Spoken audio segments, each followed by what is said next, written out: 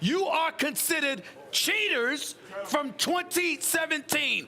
Period. It ain't about 2019 or 2020 or 2023 or whatever year. It's about what you did 2 years ago when you won the championship. You cheated. Nothing erases that. You already know it's going to be a wild video if First Take and Undisputed are talking about baseball. What's going on, guys? It's Fuzzy. Welcome back to yet another Major League Baseball recap / news update video. We have a lot to get into today, but before we do that, like the meat and potatoes of today's videos, the Astros, Kris Bryant is hitting leadoff. I don't know why, and then also if you're a Yankees fan, you might as well watch until the end because we have some injury concerns from Luis Severino. Do not go anywhere, but look at this picture right here.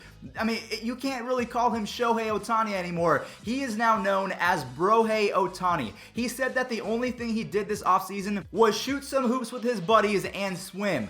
I can tell you guys, I've done a little bit of basketball in my life, and I've also done some laps in the pool. I don't have arms the size of Hercules and Thor, so I think Shohei, he's going to be throwing some gas this year. I just wanted to show you guys that real quick because Shohei is going to be a monster this year. Now we can go ahead and talk about the Astros because they have flipped the script. They are kind of sick of being taken advantage of, or not really even taken advantage of. Everyone talking about them in a negative light. So Josh Reddick and Lance McCullers, they have gone on the offensive. So if you're trying to go to any Astros spring training games or any baseball games in general, make sure you guys use code Fuzzy on SeatGeek to save $20 off because you can see all of the Astros get hit with a 95 fastball for $20 less.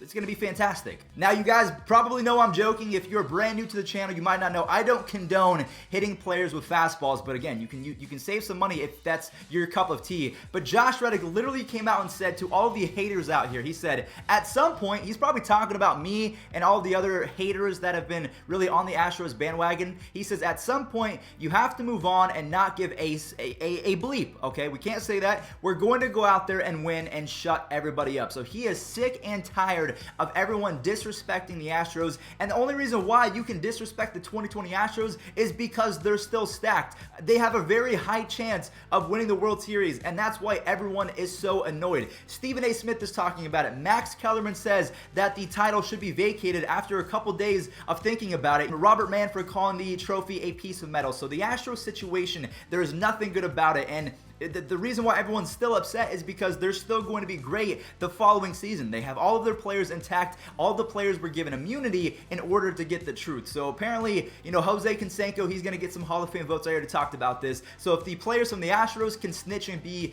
given immunity, Jose Canseco should be the next baseball commissioner. He snitched on the steroid users, and yeah, he's all good. Put him in the Hall of Fame tomorrow. So obviously, I'm joking. I don't think Josh Reddick understands what exactly he's saying. He has no right to go on the offensive. I understand that he's probably annoyed and he wants to rally the troops and get them pumped up and motivated. It's just not a good look. And then also his teammate and buddy Lance McCullers, who is going to try his best to replace Garrett Cole. So that's why I think the Astros are still going to be good because even though they lost him, they have Zach Greinke, Verlander. They didn't have Lance McCullers all of 2019 and now they get him back. And he was good the last time that we saw him. He said about the Dodgers players and Kris Bryant coming out and speaking against the Astros situation because Cody Bellinger said that it was player driven and that it wasn't deserved. Then Kris Bryant said, yeah, they cheated, and I think it would be a whole lot easier to play baseball if you knew what was coming and that it's worse than steroids. So in regards to Cody and Kris Bryant, Lance McCullers said those guys aren't going to have to face us, which is maybe why they feel like they can speak like that. Lance, what are you talking about? Aaron Judge is someone that you are going to have to face in the postseason. Mike Trout is in the same division as you.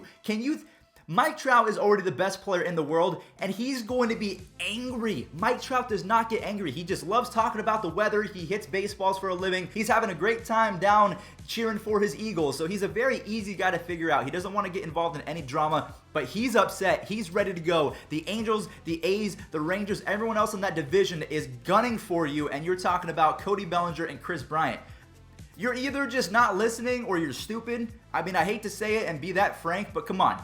Kris Bryant and Cody are not the only players talking about it. You have an MVP or you have a former potential MVP candidate. You could say it was stolen by Jose Altuve in 2017, but he won a Rookie of the Year. He's one of the best players in the game. And then the best player in the game came out and shunned the Astros. So Lance, Josh Reddick, I would just honestly advise all of the Astros players to really just shut the heck up and focus on hitting baseballs without trash cans aiding them and a camera in center field. How about that? Is that good? I'm cool with that. Let's move on. Here's a story that you guys might have missed, but I really wanted to bring it up real quick because Bryce Harper was asked about Kris Bryant and the potential of him being traded to the Phillies. And while they're both from Las Vegas, they're both really good friends. I believe they were at each other's weddings. Bryce Harper said that Kris Bryant would be awesome, but you have to trust your farm system. And I love this. A guy that is going to make $30 million for the rest of forever each season is now talking about young prospects and hyping them up. Like if I'm Alec Bohm and Bryce Harper is having my back and saying we need to have this guy develop before we just go out and trade for Bryant,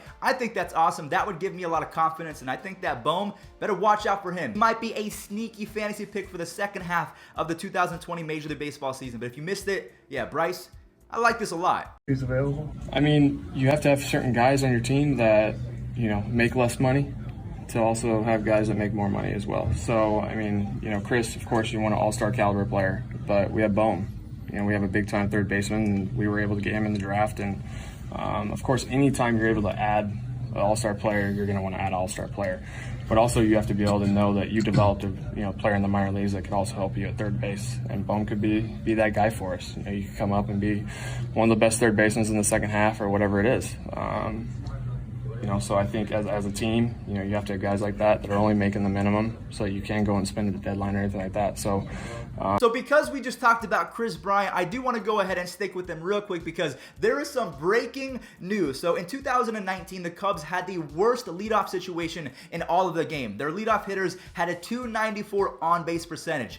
That is not going to cut it. Some people had a better batting average than their leadoff hitters had of getting on base. So what they're going to be doing is not use Anthony Rizzo as their leadoff hitter. Kris Bryant, a guy that consistently has a 900 OPS, someone that hits 30 home runs, is now going to be a leadoff hitter. And Ken Rosenthal said it best. If this wasn't a season where the Astros were the main topic every single day, I think the baseball world would be going crazy about a power hitter in the leadoff position. So David Ross, he is making a statement, his first year as the manager, something that Joe Madden did in the past with Rizzo, so it's not new to the city of Chicago, but still crazy to say that Kris Bryant is going to be a leadoff hitter. What do you guys think of that? In my view, a pretty decent idea. It's not traditional, but we've seen non-traditional lineups over the years. You see some more numbers about their on-base percentage and how it has sunk in the leadoff spot in recent years. Harold, to me, this is kind of a thing that is an interesting experiment, and I think it's going to play well for them. We have some injury concerns to talk about. I brought it up in the intro of the video, so I might as well go ahead and start with it. Luis Severino has been experiencing forearm pain since the American League Championships year. So since the ALCS, he has been having some issues, and they officially shut him down. So I am so sorry to all of you Yankees fans, but also you have Garrett Cole. So we're pretty much in the same boat right now because the Yankees have lost Luis Severino and James Paxton in the last 2 weeks, and the Indians, so if you're an Indians fan, listen up, we have lost Carlos Carrasco because he just came in on crutches. He's feeling something weird in his leg. I'm hoping that it's not anything involved to a tumor or anything of that sort because he just got back from leukemia. He's back in baseball. I think that he is going to have a great rebound season, but now he's having some discomfort, so we're going to have to see how that works out. And then I mentioned it a few days ago, Mike Clevenger, he tore a ligament in his left knee, so he's going to be out anywhere from 8 to 10 weeks. A good thing we have two-time Cy Young Award Corey Kluber on the team, so that's why you don't trade that guy. So we need him. Mike Clevenger is out. I think Shane Bieber might be injured as well. And then also, last but not least, the Mets season has officially begun. Shout out to my man Mark for saying that on Twitter because their season started with a bang, literally. Not talking about the Astros bang. Seth Lugo banged his pinky toe on a hotel wall, so he's going to be out for 4 to 6 weeks, but I think he's going to be back in time for the regular season. But that's going to do it for today's video. Thank you all so much for watching. We're going to end it on a high note. Alex Verdugo met his idol, David Ortiz. This was an awesome moment, and also Mookie Betts arrived in LA, and these fans, oh, they were excited. So thank you guys for watching. Use code Fuzzy on SeatGeek to save 20 bucks off. We're so close to 200K, so if you're not subscribed, 200K before opening day. Let's do it. David Ortiz, I'm telling you, if I see David Ortiz here, I'm giving him the biggest hug. I might even tear up, man. Like, hey kid, what's going on?